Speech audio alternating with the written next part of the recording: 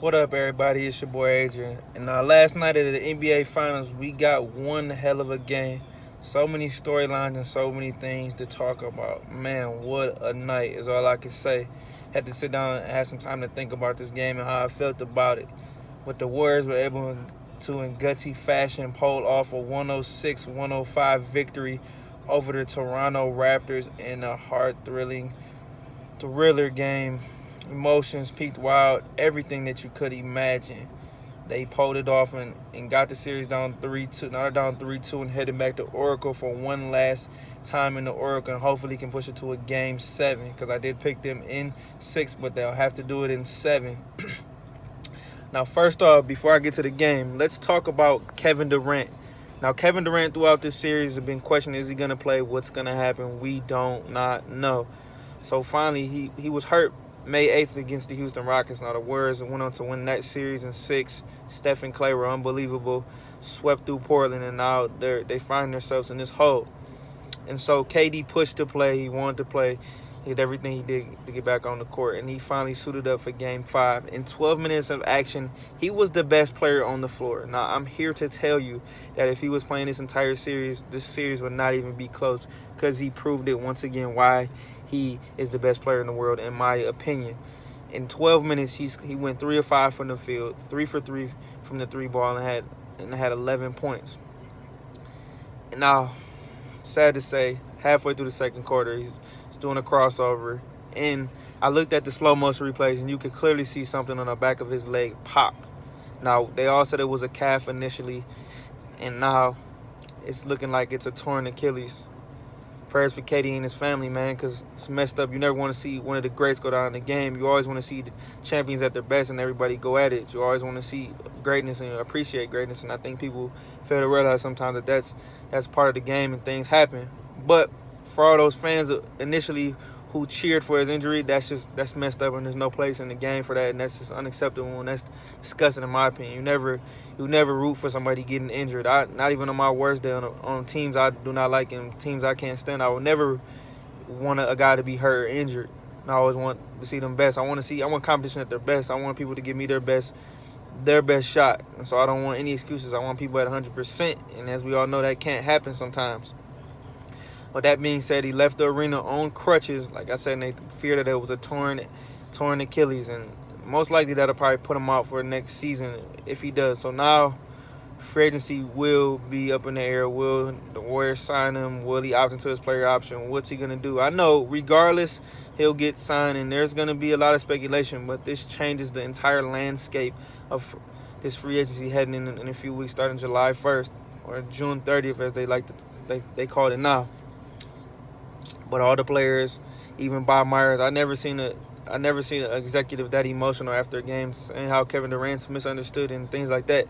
That shows you really care, and that shows the players have a humanistic side to them, that people care about them and really, really are passionate. And it really showed. Kevin Durant could really feel the love in the air, and everybody reached out to him. But like I said, wishes up to KD. It sucks that he hasn't been able to play in this series, and I give him credit for gutting it out and trying to help his team capture a championship, because making a championship run, nobody wants to be on the bench and see those things happen. So prayers up to KD and his family. Get better. Now hopefully the Warriors can come out in Game 6 and pull out a dub. It's going to be tough without him, because he gave him a lot of life and energy last night. We'll see two more games they got to get, and see if they can get it in the Oracle. But now let's get to the game.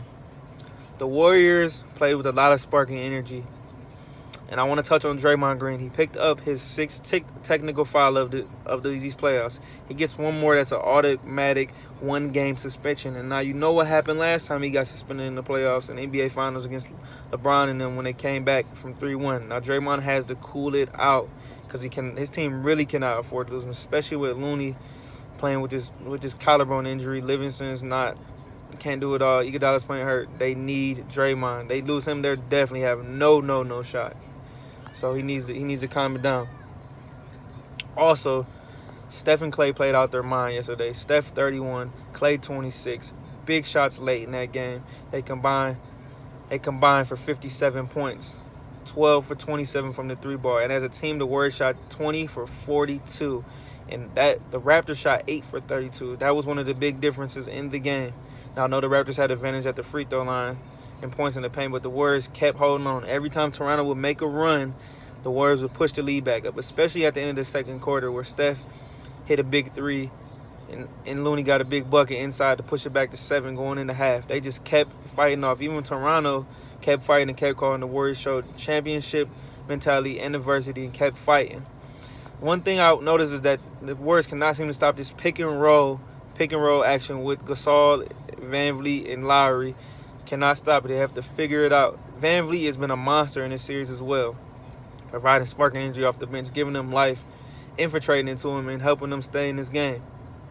So that was one thing I noticed, that they need to pick up. Kyle Lowry's getting inside the paint as he wants to, and nobody can stop him. But let's jump all the way to the fourth quarter in this game. Kawhi Leonard scored 1 point in the third quarter. But late in this fourth quarter, Kawhi Leonard went on a tear, scoring 10 straight points and even getting the Raptors up to 6 points. At that point in time, I figured, hey, this is not looking good for the Dubs, and this may be over. But what happened was Nick Nurse decided to call a timeout with a little over 3 minutes left. Gave the Warriors some life, and I thought he had them on the ropes.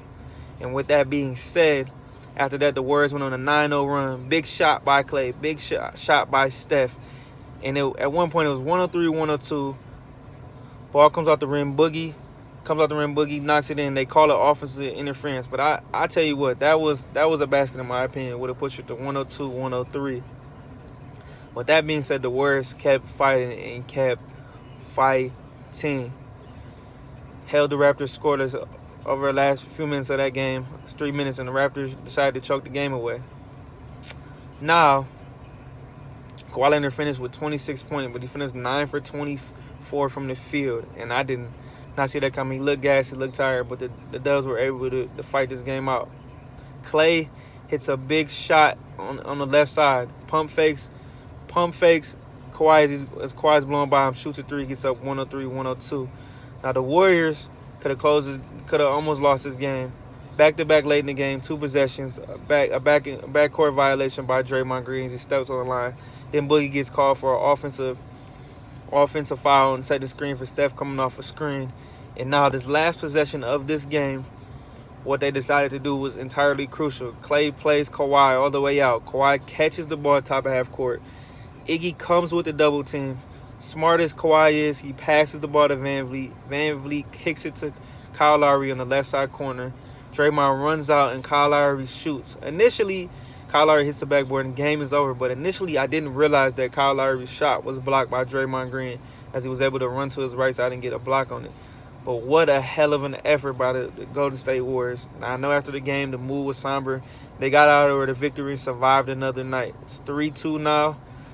Still a long series. I know people are going to probably pick Toronto, but home court hasn't been nothing. As Toronto has stole 2 games in Oracle already, and Golden State has got both of their wins at Scotiabank Arena. So home court advantage really means nothing in the series. But after this KD thing, I think it's gonna inspire the Golden State Warriors. It's gonna get them fired up, and they're gonna be ready to go for Game 6. And I believe they will get it to a Game 7.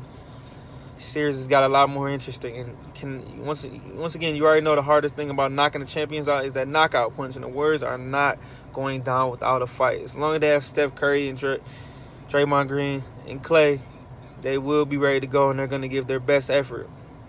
This dynasty continues to hold on for another day, and can they cement their legacy? But anybody who questions KD's legacy needs to stop with it, because that man did everything he could to get out there. But this team keeps continuing to fight, and that's why I love the Golden State Warriors. That's why I'm a fan of them and I root for them. And I know people do not like dynasties, but this was one hell of a Game 5.